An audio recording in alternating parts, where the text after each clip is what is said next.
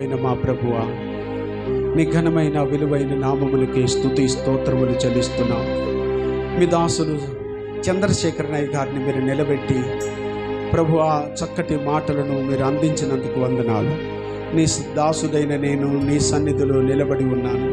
నీ మాటలు ప్రకటించడానికి, మీ సత్యాన్ని చెప్పడానికి మేము నిలబడి ఉండగా ప్రభువా, నీ బిడ్డలందరితో మీరే మాట్లాడి మీరు బలపరిచి నీ నామాన్ని మీరు మహిమపరచుకోమని యేసు నామమున ప్రార్థించి స్తుతించి ఘనపరిచి వేడుకుంటున్నాను తండ్రి. ఆమేన్. ఆమేన్. కూర్చుందాం నేను ఒక్క నిమిషం, ఎందుకంటే మీరు చాలాసేపు కూర్చొని ఉన్నారని కొంచెం లేపి నిలబెట్టాం. కొద్దిసేపు దయచేసి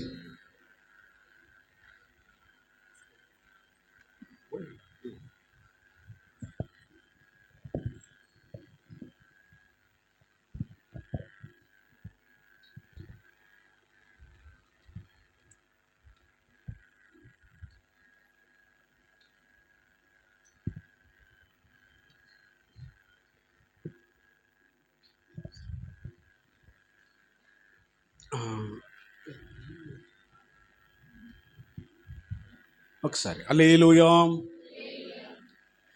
ఒకసారి బిగ్గరగా చెప్తే బాగుంటుంది కదా నాన్న. బిగ్గరగా చెప్దాం.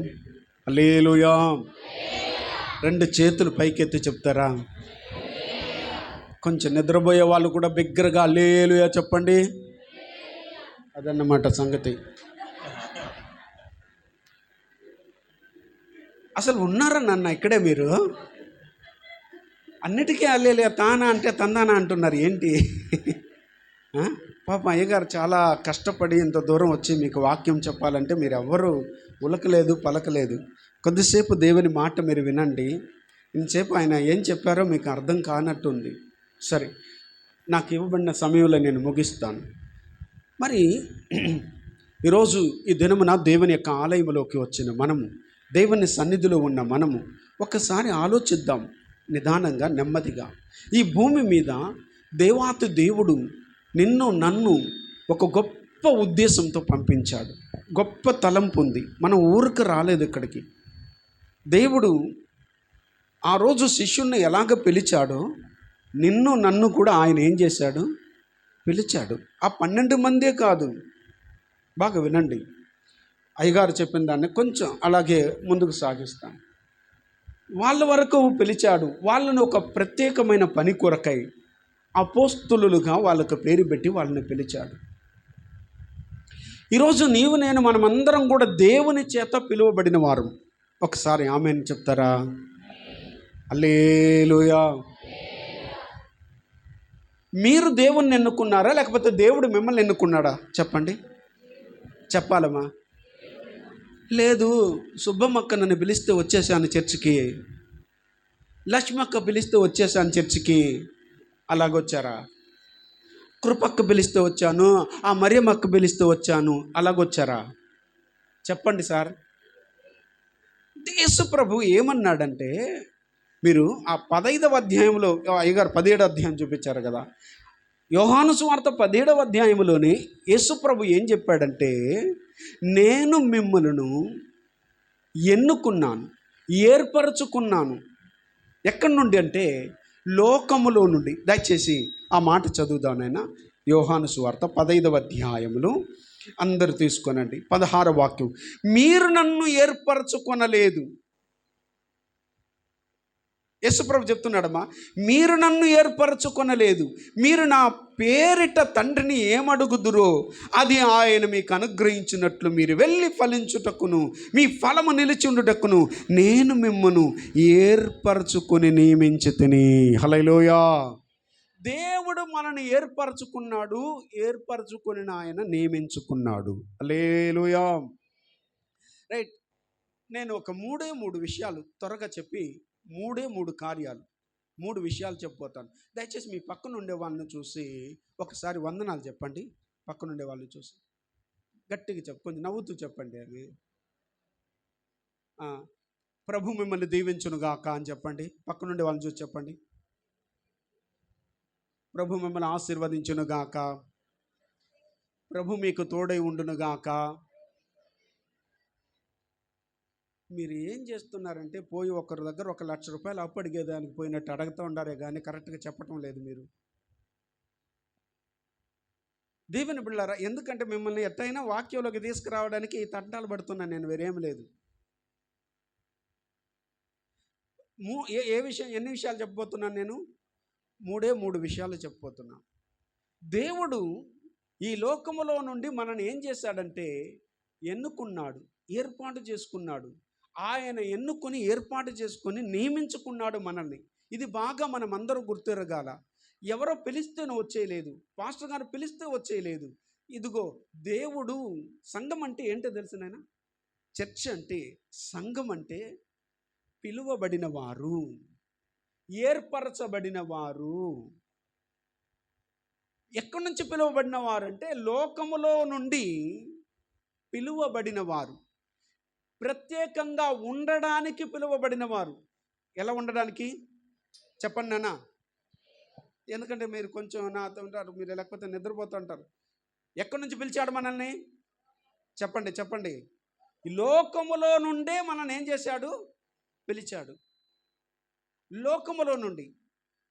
కాబట్టి లోకము ఎలాగుందంటే, లోకము చీకటిలో ఉంది, అంధకారములో ఉంది.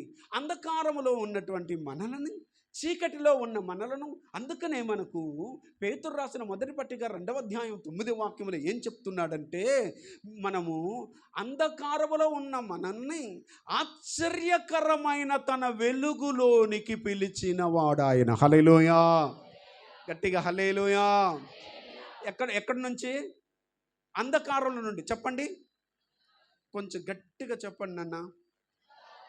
మీరు కొలాయిల దగ్గర వీధిలో గొడవలు వేసేటప్పుడు వస్తుంది ఆ గొంతు కొంచెం తెప్పిద్దండి ఇక్కడికి. దేవుని సన్నిధిలో మీరు మీ నోరు బాగా తెరవాలి. బైబిల్ బాగా గుర్తుపెట్టుకోండి, బైబిల్ ఇవ్వండి. నీ నోరు బాగుగా తెరువుము, నేనేం చేస్తాను, దాన్ని నింపుతానన్నాడు. నోరు బాగా తెరిస్తే దేవుడు నిన్ను ఆశీర్వాదాలతో నింపుతాడు, దీవెనలతో నింపుతాడు. అందుకని కొంచెం నెమ్మదిగా దేవుని మాట విన్నారంటే వాక్యం మీ హృదయంలోకి వెళ్తుంది. వాక్యం హృదయంలోకి వెళ్తే మీరు ఆశీర్వదించబడతారు, మీరు దీవించబడతారు. అందుకని చెప్తున్నాను. ఇప్పుడు మనల్ని పిలిచింది ఎవరని చెప్తున్నాను? చెప్పండి.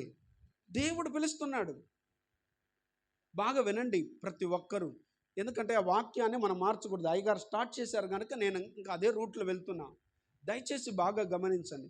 మనం ఎక్కడుండే వాళ్ళని పిలిచాడు దేవుడు? చెప్పండి, లోకములో ఉన్న వాళ్ళు. ఇప్పుడు లోకం ఎలాగుంది అని చూపించాను. అంధకారములో ఉంది, చీకటిలో ఉంది. కాబట్టి అంధకారములో, చీకటిలో ఉన్న వాళ్ళని ఎక్కడికి పిలిచాడు? ఆ వెలుగులోకి పిలిచాడు. అది మామూలు వెలుగు కాదు. వెలుగంటే ఈ లోకంలో ఉండే వెలుగులు వేరు. ఆ వెలుగు ఎలాంటిదంటే ఆశ్చర్యకరమైన వెలుగు. హల్లెలూయా! ఎట్లాంటి వెలుగు అది? ఆశ్చర్యకరమైన తన వెలుగులోకి పిలిచాడు. ఎవరి వెలుగులోకి? ఆయన వెలుగులోకి మనని పిలిచాడు. నిన్ను నన్ను పిలుచుకున్నాడు ఆయన. కాబట్టి మనం ఇప్పుడు చూడండి, లోకస్తులను పోయి చూడండి, వాళ్ళు తినేసి హ్యాపీగా ఏం చేస్తున్నారు? పడుకున్నా, నిద్రపోయారు. మనం వచ్చి ఏం చేస్తున్నాము? ఆయన సన్నిధిలో ఉన్నాం. ఆయన సన్నిధికి వచ్చి కూడా ఏడొచ్చి నిద్రపోతే అంటే, అమ్మా కొంచెం నన్ను చూస్తూ వినండి, నేను బాగలేకపోయినా కొంచెం నా వైపే చూస్తూ వినండి. కొంచెం మీరు ఏమనుకోబాకండి, మనం పెళ్లి కొడుకు పెళ్లి కూతురు కాదు. మీ పెళ్లి సంబంధానికి వచ్చినప్పుడు వంకున్నారే, అట్ట కాదేమా. కాబట్టి పెళ్లి చూపులకు కాదు మనం వచ్చింది, దేవుని వాక్యం వినడానికి. కాబట్టి ఇది దేవుని మందిరం, దేవుని ఆలయం. వాక్యం చెప్పేటప్పుడు సేవకుల వైపే చూసి వాక్యం వినాలా. బైబిల్ చదవనప్పుడు బైబిల్ని చూడాలా. ఒకవేళ నీకు బైబిల్ చదవడం రాలా, సేవకులనే చూస్తూ వినాలా. హల్లెలూయా! హల్లెలూయా చెప్పేటప్పుడు కొంచెం బిగ్గరగా చెప్పండి నాయన, హల్లెలూయా. మీ స్వరం పెంచారంటే నిద్ర రాదు, అందుకోసమే. బాగా వినండి. దేవుడు మనల్ని పిలుచుకున్నాడు, దేవుడు ఏర్పరచుకున్నాడు. ఆయన చేత నీవు నేను ఏర్పరచబడ్డాం. ఈ లోకంలో ఎంతోమంది ఏర్పరచబడలా. మన కుటుంబంలో ఉండే వాళ్ళే చాలామంది ఇంకా ఏమవలా, ఏర్పరచబడలా. మన కుటుంబాల్లో, మన బంధువుల్లో, మన రక్త సంబంధంలో ఉన్న వాళ్ళే చాలామంది పిలువబడలా, ఆకర్షించబడలా. బాగా గమనించాలి ఇది. అయితే నువ్వు ఎంత విశేషమైన వ్యక్తివో, నువ్వు ఎంత గొప్ప వ్యక్తివో ఒకసారి ఆలోచన చూడండి. సాక్షాత్తు దేవుని వలన, దేవుని చేత పిలువబడిన వారు మనము, ఆయన చేత ఎన్నుకోబడి ఏర్పాటు చేయబడిన వారు మనము. ఆయనే మనల్ని పిలుచుకున్నాడు. ఇప్పుడు మనకు చూసాం, సౌలా సౌలా అని దర్శించి పిలిచాడు. ఓకేనా? ఇప్పుడు దేవుడు మనల్ని, ఆయనకైతే అలాంటి దర్శనం కలిగింది. మనల్ని ఎలా పిలుచుకున్నాడంటే తన యొక్క సువార్త ద్వారా. నీకు సువార్త ప్రకటిస్తే ఆ సువార్త ద్వారా మనల్ని అందరూ ఏం చేశాడంటే పిలుచుకున్నాడు. అంధకారములో ఉన్న, చీకటిలో ఉన్న, అనగా అంధకారం, చీకటి అంటే పాపములు. ఇప్పుడు చీకటి అనగానే, అంధకారం అనగానే మనకు మైండ్లోకి వచ్చేయాలి. ఏమొచ్చేయాలంటే అది పాపము. అనగా మనము భయంకరమైన పాపములో ఉంటే, పాపములో ఉన్న వాళ్ళని దేవుడు మనల్ని ఏం చేశాడు? పిలిచాడు, పిలుచుకున్నాడు. ఎందుకు పిలుచుకున్నాడు? ఎందుకు చూడండి, నిన్ను పిలిచిన వాడు ఎవడంటే, చూడండి, కొరింథీయులకు రాసిన మొదటి పత్రిక 1వ అధ్యాయం 9వ వాక్యాన్ని ఒకసారి చదవండి దయచేసి. కొరింథీయులకు రాసిన మొదటి పత్రిక 1వ అధ్యాయం 9వ వాక్యములో, నాయన, మన ప్రభువైన యేసుక్రీస్తు అను తన కుమారుని సహవాసమునకు మిమ్మల్ని పిలిచిన దేవుడు నమ్మదగిన వాడు. గట్టిగా చప్పట్లు కొట్టి దేవుని మహిమపడదాం నాయన. నిన్ను పిలిచిన వాడు. గట్టిగా ఉత్సాహం కొట్టచ్చు నాయన. హల్లెలూయా.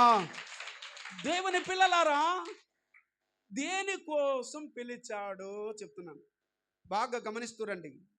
దేవుడు మనల్ని ఎన్నుకున్నాడు, దేవుడు మనల్ని ఏర్పరచుకున్నాడు. అంధకారంలో ఉండి చీకట్లో ఉన్న మనల్ని ఆయనే ఎన్నుకొని ఏర్పాటు చేసుకొని ఆయన మనల్ని పిలిచాడు. పిలిచినటువంటి ఆయన ఎందుకోసం పిలిచాడో బాగా వినండి. ఎందుకోసం పిలిచాడంటే ఇప్పుడు వాక్యంలో చూసాం. దేనికోసం పిలిచాడంట నాన్న? వెరీ గుడ్ నాన్న, ఈయన చాలా బాగా వింటున్నాడు. మీరు కూడా చెప్పాలా, ఇక్కడ వాక్యాన్ని చదివారు కాబట్టి వాక్యాన్ని మీరు విన్నారంటే మీరు చెప్పగలుగుతారు. అందుకే 3 విషయాలు చెప్తాను, నేను ఎక్కువసేపు చెప్పను. దయచేసి మీరు చాలాసేపు వెయిట్ ఉన్నారంట. నేను ఈ 3 విషయాలు చెప్పేసి ముగిస్తాను. ఎందుకోసం పిలుచుకున్నాడు అంటే, మీరు తన కుమారునితో కూడా ఏముండాలంటే సహవాసం కలిగి ఉండాలి. చెప్పండి సహవాసం అనండి. పక్కన ఉండే వాళ్ళని చూసి సహవాసం చెప్పండి. మీరు చెవులు కొరికి మీకు అలవాటు అయిపోయినట్టుండి అట్ట అనబాకండి. ఇప్పటికే చెవులు తినేసి ఉంటారు ఎక్కువ మంది. కాబట్టి ఇది గుసగుసలాడేది కాదు. దేవుని మాట మీరు చెప్తే అపవాది మీ దగ్గర ఉండదు. కాబట్టి ఎవరితో సహవాసానికి పిలిచాడంటున్నా? తన కుమారుని యొక్క సహవాసం. కుమారుడు ఎవరు చెప్పండి? ఆయన కుమారుడు ఎవరు నాన్న? చెప్పండి యేసుక్రీస్తుల వారు. ఆ యేసుక్రీస్తుల వారితో మనం ఏం కలిగి ఉండాలంటే సహవాసం కలిగి ఉండాలి. ఆ సహవాసానికి పిలిచారు. అంటే మనిషి ఇప్పుడు ఎవరితో సహవాసంలో ఉండాలా చెప్పండి? యేసుక్రీస్తుతో సహవాసంలో ఉండాలా. అంటే ఇప్పుడు మనం ఎవరితో సహవాసం చేయడానికి వచ్చాము? యేసుక్రీస్తు. కొంతమంది ఊళ్ళో వాళ్ళని చూడండి, చీకట్లో కూర్చొని మందు తాగుతూ ఉంటాడు. వాడి సహవాసం మందులు తాగేవాడితో, చుట్టా బీడి సిగరెట్ తాగేవాడితో, లోక పాపంలో ఉండే వాళ్ళతో సహవాసం చేస్తుంటాడు, చీకట్లో ఉండే వాళ్ళతో సహవాసం చేస్తుంటాడు, దుష్టులతో సహవాసం చేస్తుంటాడు, అనేక మందితో సహవాసం చేస్తుంటారు. కానీ వెలుగులోకి వచ్చి తన కుమారునితో కూడా సహవాసంలోకి రానంటున్నారు నాయన. కాబట్టే దేవుడు మనందరిని పిలిచి తన కుమారుడైన యేసుక్రీస్తుల వారితో సహవాసం ఉండడానికి దేవుడు మనల్ని పిలుచుకున్నాడు. ఆ సహవాసం గొప్పది, ఈ సహవాసం మంచిది, ఈ సహవాసంలో ఉండడం మంచిది. అందుకోసమే మనకు సంఘ సహవాసం ఉంది కదా. సంఘ సహవాసములు ఉండేటప్పుడు వేరే ఎక్కడ కూడా మనకు వేరే పని ఏమీ ఉండకూడదు, సహవాసములోనే ఉండడానికి చూడాలి. కాబట్టి మనల్ని ఆయనే చక్కగా పిలిచి తన సహవాసములో ఉంచడానికి ఆయన ఇష్టపడ్డాడు. దేవునితో కూడా మన సహవాసం ఉండాలి, దేవునితో సహవాసం చేసేవారుగా ఉండాలి. ఆది అపోస్తులు ఏం చేస్తున్నారంటే బైబిల్ గ్రంథంలో ఏమంటుందంటే చూడండి, అపోస్తుల కార్యం 2వ అధ్యాయం 46వ వాక్యమును కొంచెం చదవండి ఆయన. అపోస్తుల కార్యం 2వ అధ్యాయం 46వ వాక్యాన్ని చదవనన్నా. మరియు ఎవరైతే పిలువబడ్డారో ఆ పిలువబడిన వాళ్ళందరూ, ఏర్పరచబడిన వారందరూ, ఎన్నుకోబడిన వారందరూ ఎట్టున్నారంట తెలుసా? ఏక మనస్సు కలిగి ఉన్నారట. హల్లెలూయా. అందరికీ ఒకే మనసు ఉన్నది, ఒకే ఆలోచన ఉన్నది, ఒకే తలంపు ఉన్నది, ఒకే ఆలోచనతో వాళ్ళు కూడుకొని ఉన్నారు. వారికి ఏక మనస్సుతోనూ నాయనా ప్రతి దినము ఎక్కడికి వచ్చి కూడుకునే వాళ్ళంట? దేవాలయంలో వచ్చి కూడుకునే వాళ్ళంట. హల్లెలూయా. అప్పుడప్పుడా ప్రతి దినమా? సరే, మిమ్మల్ని ఒక ప్రశ్న అడుగుతాను. ప్రతిరోజు నేను చర్చికి వస్తానయ్యా, చర్చికి వచ్చి మందిరంలో వచ్చి అడుగు పెడతానయ్యా అనే వాళ్ళు ఇక్కడ ఎంతమంది? దయచేసి మీ చేతులు ఎత్తి చూపించండి చూద్దాం. అది సార్, మీరే సార్. ఇంకా సార్ చెప్పాలి. ఇంకా చాలా తప్పు కదా నాయన. అంటే కేవలం మన ఆదివారం క్రైస్తవులుగా ఉండకూడదు నాయన. ఆదివారం మాత్రమే సహవాసములో ఉండకూడదు. అనుదినము అనుదినము అనుదినము తప్పకుండా ఆయన సన్నిధిలో కలుసుకొని ఉండాలి. సామెతల గ్రంథం ఏమంటుందంటే చూడండి, అనుదినము ఆయన గడప యొద్ద కనిపెట్టుకొని ఉండే వాళ్ళే ధన్యులట. హల్లెలూయా. అనుదినము ఆయన గడప యొద్ద ఎత్తుండాలా? ఆయన గడప యొద్ద, ఆయన ద్వారబంధం యొద్ద కాచుకొని కనిపెట్టుకొని ఉండే వాళ్ళు ధన్యులవుతారు. నాయన ఒకసారి ఆలోచన చూడండి నాయన. ఒక హైందవుడు ఉన్నాడంటే వాళ్ళకి ఆచారములు వాళ్ళు ఏం చేస్తారు? ప్రతిరోజు గుడికి వెళ్ళి వెళ్తూ వెళ్తూ ఆ గుడిలో దండం పెట్టుకుని వెళ్తున్నాడా లేదా నాయన? మనమందరం అక్కడి నుంచే కదా వచ్చిన వాళ్ళం. మరి ఇక్కడికి వచ్చిన తర్వాత ఎందుకు ఆచారం మార్చేశారు? కనీసం రోజులు ఒక్కసారైనా మందిరంలోకి వచ్చి అడుగుపెట్టి మందిరంలో ప్రార్థన చేసుకొని పోయే అనుభవం లేకపోతే ఎట్లా? ఆది అపోస్తుల సంఘము ఏ రీతిగా ఉన్నదో చూసారా? ప్రతి దినము చదువునైనా వారు ఏక మనస్కులై ఉండి ప్రతి దినము దేవాలయంలో ఏం చేసేవాళ్ళంట? తప్పకుండా కూడుకునే వాళ్ళంట. దయచేసి ఇక మీట ప్రతిరోజు చర్చికి వస్తారా నాయన? సార్ చెప్పండి సార్. ఏదో మీకు టైం దొరికినప్పుడే. నేనేమంటా అంటే మీకు అందరికి పనులు ఉంది, మీకు ఏదో ఒక సమయంలో ఏదో ఒకసారి వచ్చి తెరిచే ఉంటుందా సార్ మందిరం? మేము 24 hours ఓపెన్లోనే ఉంటుందా, లాక్లో ఉంటుందా? రైట్, సరే. దయచేసి బాగా గమనించండి. రోజులో కనీసం ఒక్కసారైనా మందిరంలోకి వచ్చి మందిరంలో ప్రార్థన చేసుకుని వెళ్తే ఆ సహవాసం కనెక్షన్ తెగిపోకుండా ఉంటుంది. తన కుమారునితో ఉండే సహవాసం తెగకుండా, తెగకుండా ఉండగలుగుతాడు. నాన్న సెల్ ఫోన్లో అందరికీ ఉంది. సెల్ ఫోన్ రోజు ఛార్జింగ్ పెడతారా? వారానికి ఒకసారి, నెలకు ఒకసారి పెడతారా ఛార్జింగ్? చెప్పండి, చెప్పాలి మరి. రైట్. బువ్వా రోజు పూటకు 3 సార్లు తింటున్నారా? 3 సార్లు, 4సారి కూడా తింటున్నారా? చెప్పండి. ఓకే, ఇవన్నీ అలాగే జరిగేటప్పుడు అయితే దేవునితో సహవాసం మాత్రం ఎందుకు ఆదివారం పోతే ఇంకో ఆదివారమే? చెట్టు చచ్చిపోద్ది నాన్న. వారానికి ఒకసారి మీ ఇంటి దగ్గర ఉండే చెట్టుకు నీళ్లు పోయండి.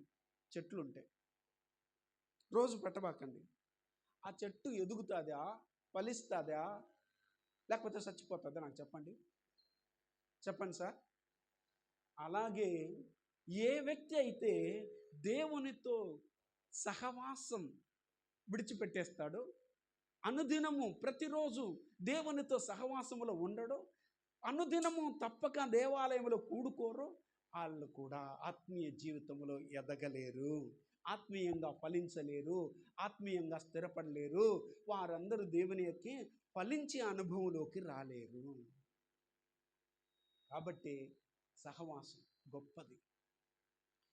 చూడండి, మీరు వచ్చినా రాకపోయినా, మీరు దాక్కున్నా కూడా ప్రభు మాత్రం ఖచ్చితంగా తన దేవాలయంలోకి వచ్చేస్తారు, ఆయన పిలుస్తారు. మీరు ఒకసారి ఆలోచించండి. ఆదాము అవ్వలు ఏదెను తోటలోకి ఉండేటప్పుడు ప్రతిరోజు చల్లటి పూట వాళ్ళని దర్శించడానికి ఏదెను తోటకి తండ్రిని దేవుడు ఏం చేసేవాళ్ళు? వచ్చారు. ఎప్పుడైతే ఆదాము పాపం చేశాడో తండ్రి దగ్గరికి ఎదురుగా రాలేక పోయి దాక్కున్నాడు. అంటే దేవుడు పరలోకాన్ని విడిచిపెట్టి మానవునితో సహవాసం చేయడానికి భూమి మీదకి దిగివచ్చి మానవునితో సహవాసం చేయడానికి వస్తే మానవుడు వెళ్ళి ఏం చేశాడంటే దాక్కున్నాడు. చూసారా? ఇప్పుడు కూడా అదే జరుగుతుంది. దేవుడు తన పరిశుద్ధాలయములో ఉన్నాడు. కీర్తనలు 11వ కీర్తన మీకు 4వ వాక్యంలో యెహోవా తన పరిశుద్ధాలయమందు ఉన్నాడు అన్న మాట రాయబడి ఉంటుంది. చదువు నాయన.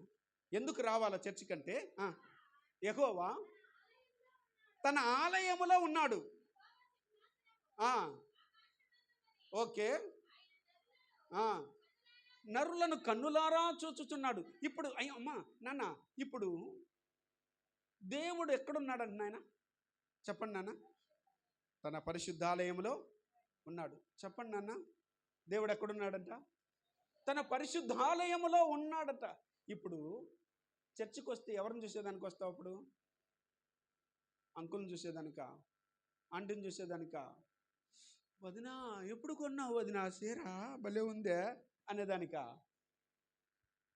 లేకపోతే ఏదైనా ఆ అబ్బాయిని ఈ అబ్బాయిని ఆ అమ్మాయిని ఈ అమ్మాయిని చూసేదానిక?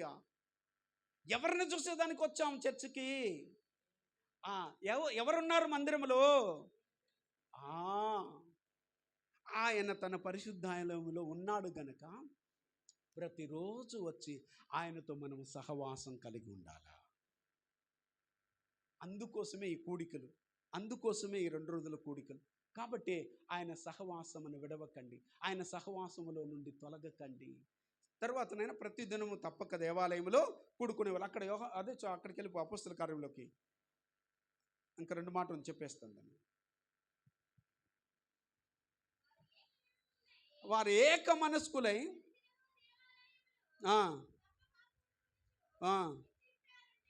ఇంటింటా రొట్టె విరుచుచు దయ పొందిన వారైరి. నాన్న ఇంకొక మాట చదువుదాం చూడు నాన్న. 42వ వాక్యం చదువు నాన్న. 42వ వాక్యం. వీరు ఎవరైతే పిలువబడ్డారో, ఎవరైతే ఎన్నుకోబడ్డారో, ఎవరైతే ఏర్పాటు చేయబడ్డారో వారందరూ ఏం చేస్తారంట? అపోస్తుల బోధలో నిలిచి ఉన్నారు. రెండవది, వారు సహవాసమందును. దేని ఎందునంట? చూసారా? సహవాసానికి పిలువబడ్డారు గనుకనే సహవాసమందును, రొట్టె విరుచుట యందును, ప్రార్థన చేయుట యందును ఎడతెగక ఉన్నారు. గట్టిగా చప్పట్లు కొట్టి దేవుని మహిమపడదాం నాన్న. అందుకని ఒకవేళ మనకి ఎన్నో చర్చిలు, కొత్త చర్చిలు పుట్టుకు రావచ్చు, చాలామంది సేవకులు పుట్టుకు రావచ్చు. అయితే దేవుడు నీకిచ్చిన సంఘం, నీకిచ్చిన సహవాసం, నీకిచ్చిన బోధకులు వదలకండి, విడవకండి. దయచేసి సంఘములో స్థిరంగా కడవరకు సహవాసములో నిలిచి ఆయనను కొలిసి కీర్తించి మహిమపరచి కడవరకు, ప్రభు రాకడ వరకు నమ్మకంగా ఉండండి. ప్రభు రాజ్యంలో చేర్చబడతారు. ప్రభు మిమ్మల్ని దీవించి ఆశీర్వదించునుగాక. ఆమేన్. 2 చేతులు తల్లిలో చెప్పండి. ఇప్పటికైనా అర్థమైందా లేదా చెప్పండి, లేకపోతే మేము చెప్పి లాభం. ఇప్పటికైనా అర్థమైందా లేదా చెప్పండి మా నాన్న, చెప్పండి. అర్థం కాకపోతే మళ్ళీ ఇంకొక అరగంట కూడా చెప్తా, ఎందుకంటే అంత సబ్జెక్ట్ ఉంది. నేను చెప్పాల్సింది ఒకే పాయింట్ చెప్తాను. 1, కుమారుని సహవాసానికి పిలువబడ్డా. ఇంక 2 చెప్పలే, అందుకే 1 చెప్పాను. అర్థమైందా? ఒక్క మాట అయినా అర్థమైందా నాన్న? కాబట్టి వినండి, బలపడండి. ప్రభు మిమ్మల్ని దీవించునుగాక. నాకు ఇంకొక మంచి, నేను వాస్తవంగా ఈరోజు నా ప్రసంగికుడు కాదు కాబట్టి ఈ ప్రసంగాన్ని నాకు త్యాగం చేసి ఇచ్చిన త్యాగమూర్తి మా చంద్రశేఖరయ్య గారు. ఆ త్యాగమూర్తికి వందనాలు. అంతేకాకుండా నువ్వు చెప్పయ్యా ఆయనకి ఎందుకు ఇచ్చావని అనకుండా నాకు ఇచ్చిన ఇంకొక త్యాగమూర్తి అయ్యగారు ప్రకాష్ అయ్య గారికి వందనాలు. స్థానిక సంఘ కాపరి గారికి కూడా నా వందనాలు. సంఘ పెద్దలకి, గ్రామ పెద్దలకి, మీరందరూ ఎంతసేపు ఓపికతో నడువు నొప్పైనా కాలు నొప్పైనా అట్టాగే తూగి పడతా ఉన్నా కూర్చొని విన్నందుకు మీకు నిండు మనసుతో నా వందనాలు అక్క, వందనాలు, స్తోత్రాలు. Thank you first.